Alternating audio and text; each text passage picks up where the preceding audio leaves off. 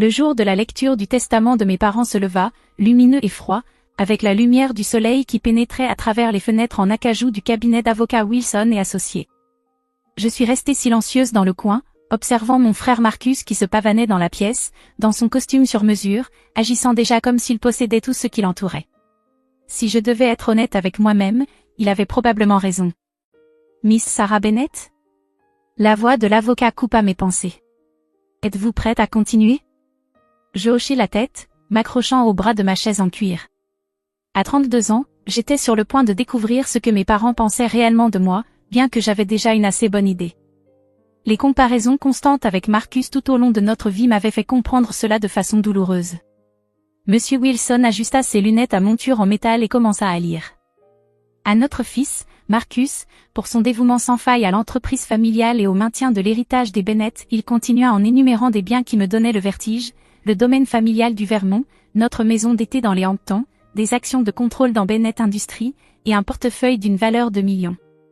Le sourire en coin de Marcus s'élargissait à chaque élément. Puis, arriva mon tour. À notre fille, Sarah, Monsieur Wilson marqua une pause, feuilletant ses papiers. Nous laissons le tableau « Crépuscule d'automne » actuellement accroché dans le bureau de notre résidence principale. La pièce devint silencieuse. Marcus ne tenta même pas de cacher son rire. Un tableau? Je parvins à demander, ma voix à peine plus forte qu'un murmure. Juste un tableau? C'était le préféré de votre mère, offrit faiblement Monsieur Wilson, visiblement mal à l'aise avec cette disparité.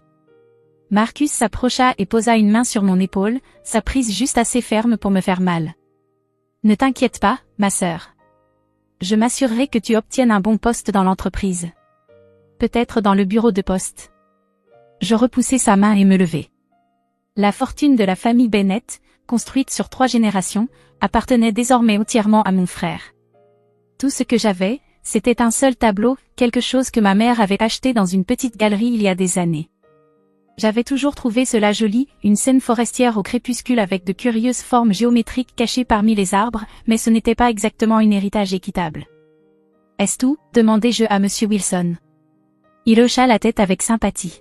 « Le tableau doit être récupéré dans les 7 jours. » Je partis sans dire un mot de plus, ignorant les appels de Marcus derrière moi. Le trajet jusqu'à la maison de mes parents, qui était maintenant la maison de Marcus, semblait irréel. Les gardes à l'entrée me lançaient des regards suspicieux mais me laissèrent passer quand j'expliquai qu'il s'agissait du tableau. À l'intérieur, la femme de ménage, Margaret, me rencontra les larmes aux yeux. « Oh, Miss Sarah » murmura-t-elle, me serrant dans ses bras. « Ce n'est pas juste, ce qu'ils t'ont fait. » Je la serrai contre moi, luttant contre mes propres larmes. Margaret avait été plus une mère pour moi que ma propre mère parfois. Elle m'aida à décrocher le tableau du mur du bureau, le repliant soigneusement dans une couverture. « Votre mère passait des heures à fixer ce tableau, dit Margaret doucement. Surtout ces derniers mois. Parfois, elle marmonnait des chiffres et des motifs. On pensait que la maladie la rendait confuse. Je regardais le tableau de plus près. À la lumière déclinante du bureau, les formes géométriques semblaient se déplacer et changer, créant des motifs que je n'avais jamais remarqués auparavant. Des chiffres? Margaret hocha la tête. Elle traçait les formes avec ses doigts, encore et encore. Monsieur Bennet devenait tellement en colère à ce sujet. Cette nuit-là, dans mon petit appartement de l'autre côté de la ville, j'accrochai le tableau au mur de mon salon. Il était beau à sa manière, la scène de la forêt était peinte avec un détail incroyable, chaque feuille et chaque branche précisément rendue. Mais ces formes géométriques ne semblaient pas s'intégrer avec les éléments naturels. Elles semblaient presque délibérées, comme si elles essayaient de me dire quelque chose. Je me versai un verre de vin et m'assis sur mon canapé, fixant le tableau, le dernier cadeau de ma mère pour moi. Était-ce vraiment juste une blague cruelle? Un dernier rappel que je ne serais jamais à la hauteur de Marcus? Ou y avait-il quelque chose de plus? Mon téléphone vibra, Marcus, qui appelait encore. Je l'ignorais, comme j'avais ignoré ces 5 derniers appels.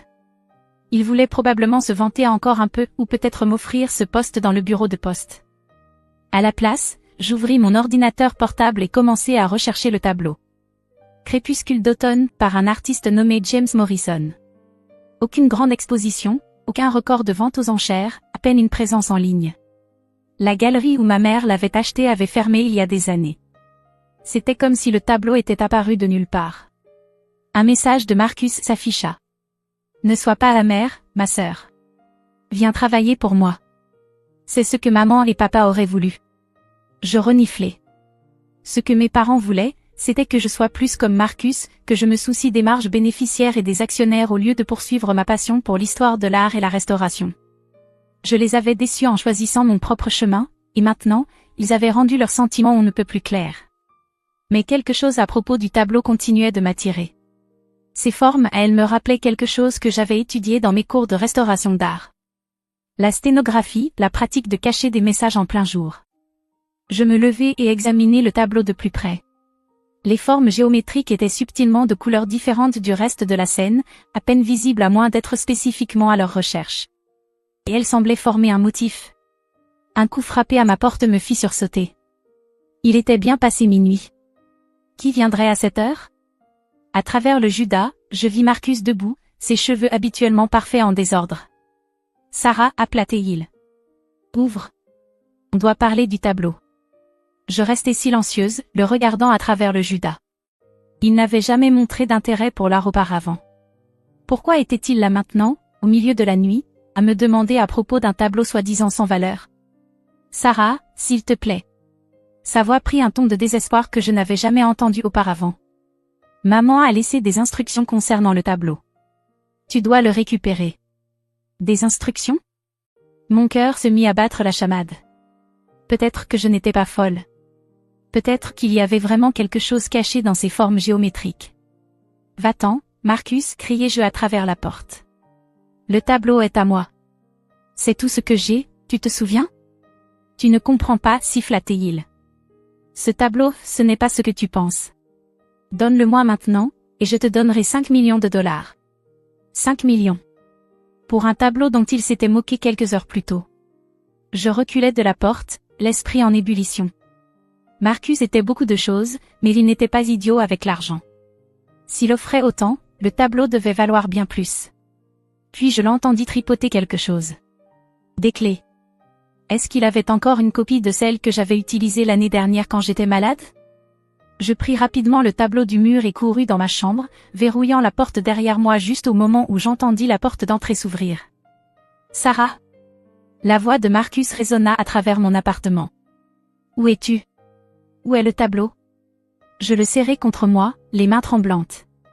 À la lumière tamisée de ma chambre, les formes géométriques semblaient briller faiblement.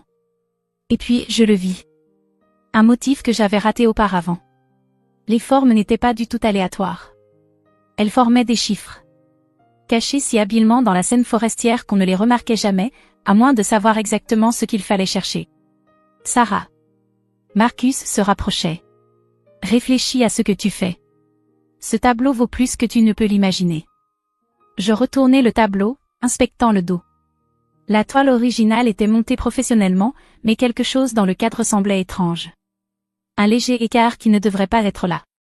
La poignée de ma porte de chambre se mit à trembler. Sarah, ouvre cette porte tout de suite.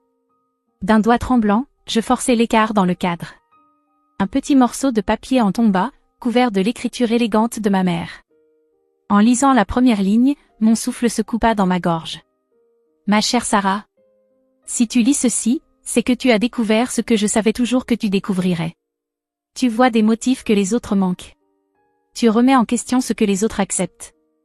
Et maintenant, ma chérie, tu vas comprendre pourquoi ton père et ton frère t'ont toujours tant redouté.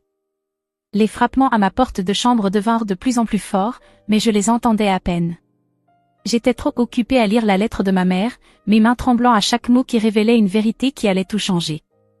Les chiffres dans le tableau n'étaient pas de simples formes aléatoires. C'étaient des coordonnées. Des comptes. Des mots de passe. Pour quelque chose qui allait secouer les fondations mêmes de Bennett Industries. Et mon frère, qui continuait de crier dehors, n'avait aucune idée que son monde parfait était sur le point de s'effondrer. Je ne sais pas combien de temps je suis restée là, assise sur le sol de ma chambre, lisant et relisant la lettre de ma mère, pendant que Marcus poursuivait sa tirade à l'extérieur. Mes mains tremblaient alors que je prenais chaque mot soigneusement écrit. Les chiffres dans le tableau, combinés avec les codes d'accès que j'ai inclus ici, te conduiront à la vérité sur Bennett Industries. Ton père et ton frère ont construit leur empire sur des innovations volées. des brevets et des conceptions prises à des esprits brillants qui leur faisaient confiance. J'étais l'une de ces esprits, Sarah. Et toi, ma chère fille, tu as toujours été destinée à être ma successeur. Un bruit fort venant de mon salon me fit sursauter, me ramenant à la réalité. Marcus s'était apparemment fatigué de demander gentiment. J'appelle la police, criai-je, composant déjà le 911. Vas-y, répondit Marcus. Je leur dirai que tu as volé des biens de l'entreprise. Ce tableau appartient à Bennett Industries. Mais je savais mieux maintenant. La lettre expliquait tout, comment ma mère avait été une inventrice brillante en son propre droit. Comment elle avait caché son travail en pleine vue toutes ces années. Le tableau n'était pas qu'une œuvre d'art. C'était une clé.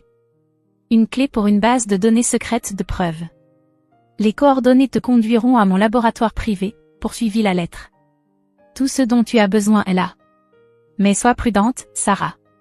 Ton père et ton frère feront tout pour garder leurs secrets enterrés. J'entendis les pas de Marcus qui s'éloignaient, suivis du bruit de ma porte d'entrée qui se refermait violemment. Je pris une profonde inspiration et sortis de ma chambre. Mon appartement était en désordre. Marcus avait fouillé chaque recoin à la recherche du tableau, mais je ne me préoccupais pas du chaos. J'avais du travail à faire.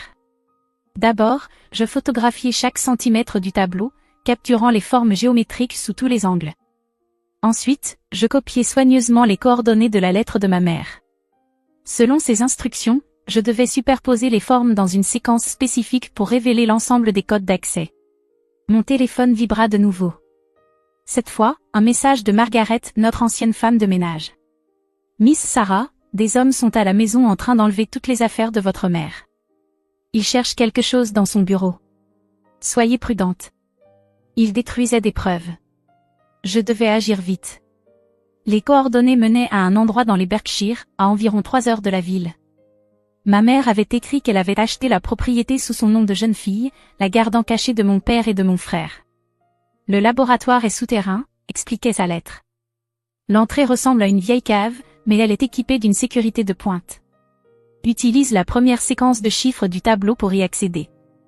Je fis vite ma valise, ordinateur portable, le tableau soigneusement enveloppé dans des couvertures, quelques vêtements, et la lettre de ma mère. En me dirigeant vers ma voiture, je remarquai un SUV noir garé de l'autre côté de la rue, moteur tournant. Marcus n'en avait pas fini. Le trajet vers les Berkshires fut tendu. Le SUV me suivit pendant la première heure, maintenant une distance constante. Je pris tous les détours et routes secondaires auxquelles je pouvais penser, finissant par les semer près de la frontière du Massachusetts. Lorsque j'arrivai aux coordonnées, l'aube était presque là. La propriété avait l'air abandonnée au premier coup d'œil, juste un champ envahi par les herbes avec une vieille ferme en ruine. Mais en parcourant les lieux, comparant les formes géométriques du tableau au paysage naturel, je réalisai le génie de ma mère. Les formes n'étaient pas simplement des chiffres. C'était une carte. Les motifs apparemment aléatoires d'arbres et de rochers correspondaient parfaitement à l'œuvre d'art. La cave était exactement là où le tableau l'indiquait. Ces portes rouillées semblaient n'avoir pas été ouvertes depuis des décennies, mais lorsque j'entrai la première séquence dans un clavier caché, elles s'ouvrirent doucement pour révéler un escalier descendant dans l'obscurité. Les lumières à détecteur de mouvement s'allumèrent alors que je descendais. La température baissait à chaque pas, et je pouvais entendre le doux bourdonnement des systèmes de ventilation. En bas, un autre clavier m'attendait. Cette fois, je devais utiliser la deuxième séquence du tableau. Le laboratoire qui émergea de l'obscurité me coupa le souffle. C'était comme entrer dans un autre monde, des murs d'un blanc immaculé, des équipements de pointe, et des rangées d'ordinateurs qui bourdonnaient doucement. Mais ce qui attira mon attention, c'était le mur de brevets et de prototypes. Des dizaines d'innovations que je reconnaissais dans les produits de Bennett Industries. Mais avec une différence cruciale.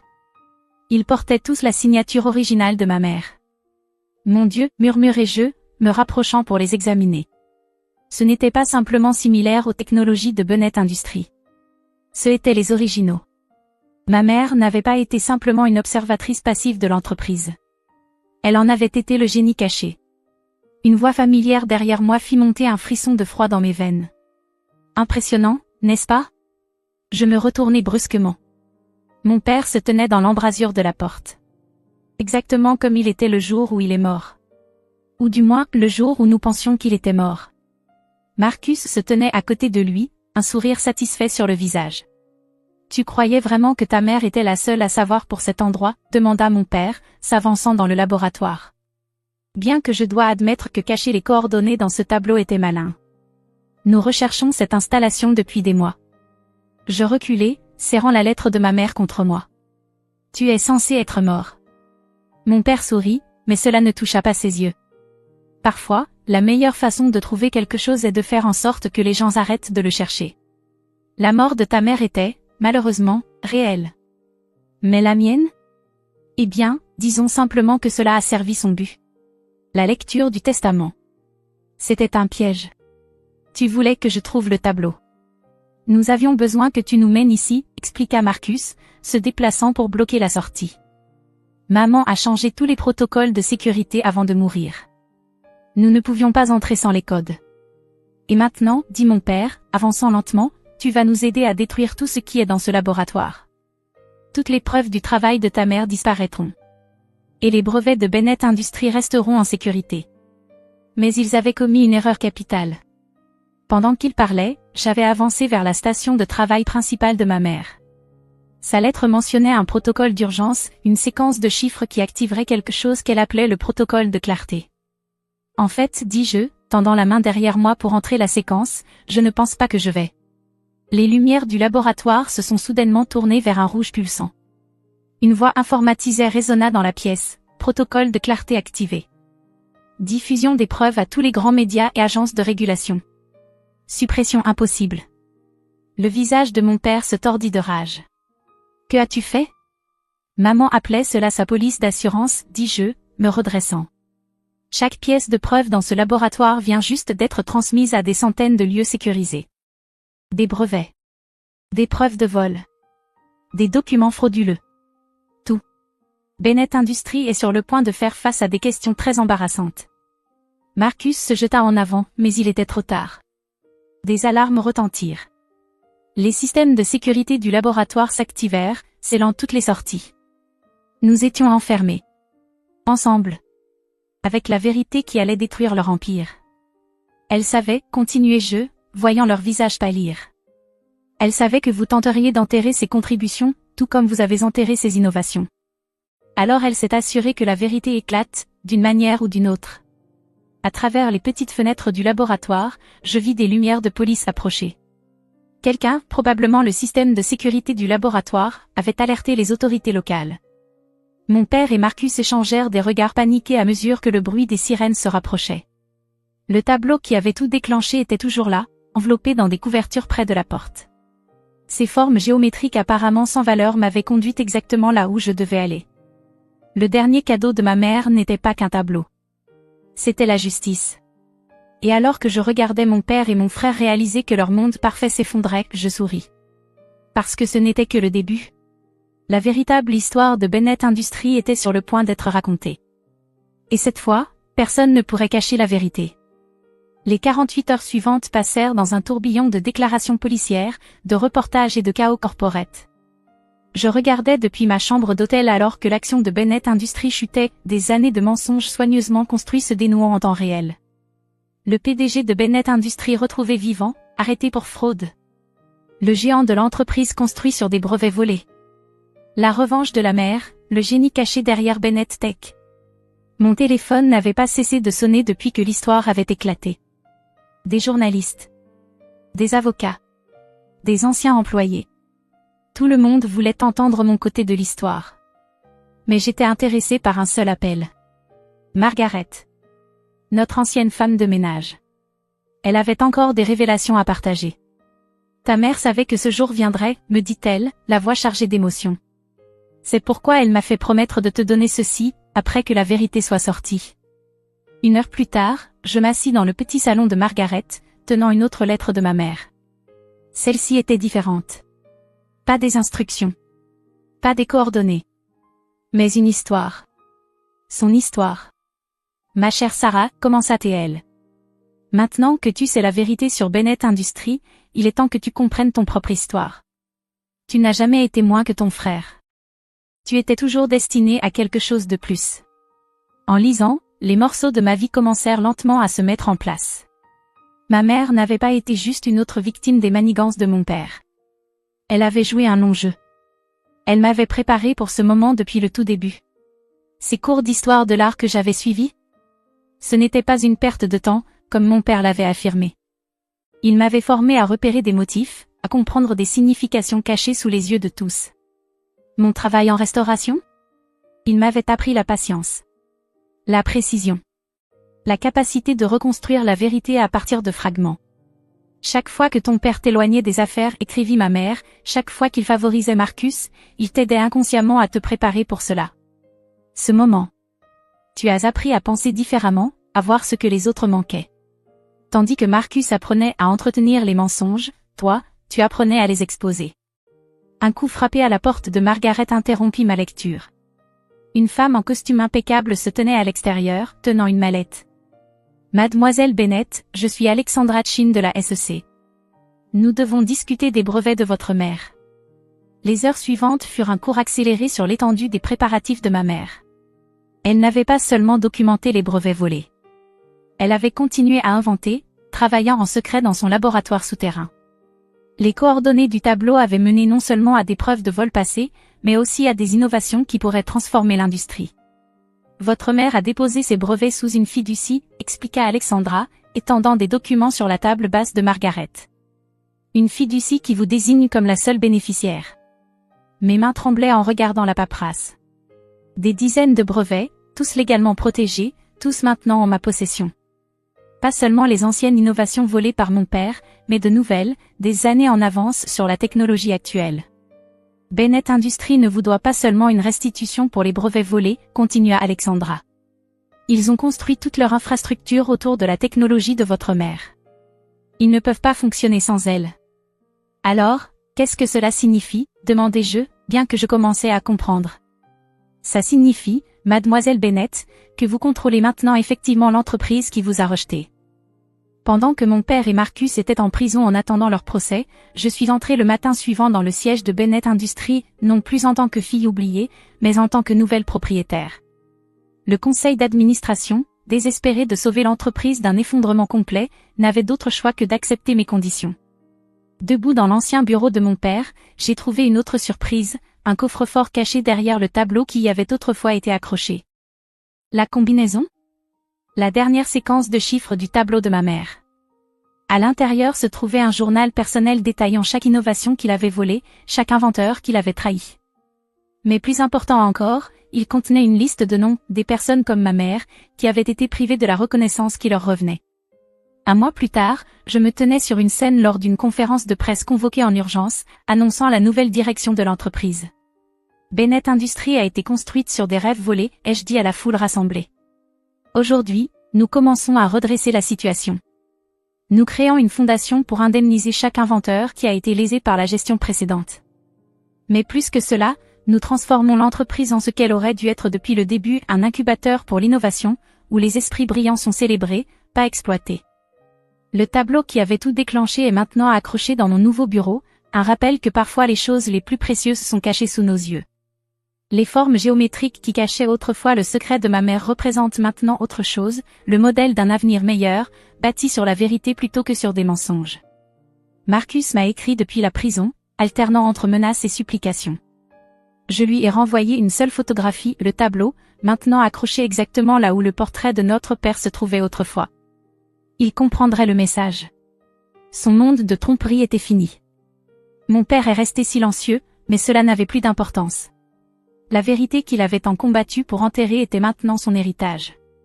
Le grand John Bennet ne serait pas rappelé comme un homme d'affaires visionnaire, mais comme un voleur qui avait volé le génie de sa propre femme. Tard un soir, alors que je me préparais à quitter le bureau, Margaret m'apporta une dernière lettre de ma mère.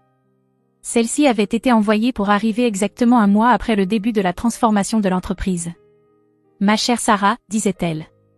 Si tu lis ceci, tu as fait plus que simplement exposer la vérité, tu as commencé à reconstruire à partir des cendres de la tromperie. Je n'ai jamais voulu que tu l'hérites d'un empire corrompu. Je voulais que tu aies la chance de bâtir quelque chose d'honnête, quelque chose digne de ton cœur. Je passai mes doigts sur son écriture, me sentant plus proche d'elle que jamais. Le tableau, soi-disant sans valeur, n'avait été rien d'autre qu'une clé pour tout. Plus que cela, il avait été la façon dont ma mère m'avait montré que j'avais hérité de quelque chose de bien plus précieux que de l'argent ou du statut. J'avais hérité de sa vision pour un monde meilleur. 2 ans plus tard, Bennett Industries, maintenant renommée Aurora Innovation, est méconnaissable par rapport à ce qu'elle était autrefois. Nous sommes devenus un leader non seulement en technologie, mais aussi dans les pratiques commerciales éthiques. La Fondation a aidé des dizaines d'inventeurs à récupérer leurs innovations volées, et notre programme d'incubateur a lancé d'innombrables nouvelles carrières. Le tableau est toujours accroché dans mon bureau, ses formes géométriques maintenant un réconfort familier. Parfois, tard dans la nuit, je pourrais jurer qu'elle se déplace légèrement, comme si ma mère était toujours là, me laissant de nouveaux motifs à déchiffrer, de nouvelles vérités à découvrir. Mais la vérité la plus importante était là tout le temps, cachée sous nos yeux, tout comme ces chiffres. Le succès bâti sur des mensonges finira toujours par s'effondrer. Mais le succès bâti sur la vérité et la justice résistera à l'épreuve du temps. Marcus a été libéré de prison la semaine dernière. Il m'a envoyé un message demandant à me rencontrer, à parler de la reconstruction de notre famille. Je n'ai pas encore répondu. Certains motifs, j'ai appris, sont mieux laissés inchangés. Au lieu de cela, je passe mon temps à me concentrer sur l'avenir. L'entreprise organise une foire annuelle de l'innovation où les jeunes inventeurs peuvent présenter leurs idées sans crainte de vol. La gagnante de l'année dernière était une jeune femme dont l'histoire m'a rappelé ma mère, brillante, sous-estimée, mais inflexible dans sa vision. Alors que je lui remettais le prix, je vis le tableau de ma mère se refléter dans le trophée en verre. Les formes géométriques semblaient danser avec approbation, me rappelant que parfois, les plus grands héritages ne sont pas ceux que l'on peut tenir entre nos mains, mais ceux qui nous transforment de l'intérieur. Le tableau soi-disant sans valeur m'avait donné quelque chose d'inestimable, la vérité sur mon passé, le contrôle de mon avenir, et plus important encore, la chance de garantir qu'aucune autre âme brillante ne soit jamais réduite au silence ou volée à nouveau. Et cela, je le sais, rendrait ma mère plus fière que n'importe quelle fortune n'aurait pu le faire.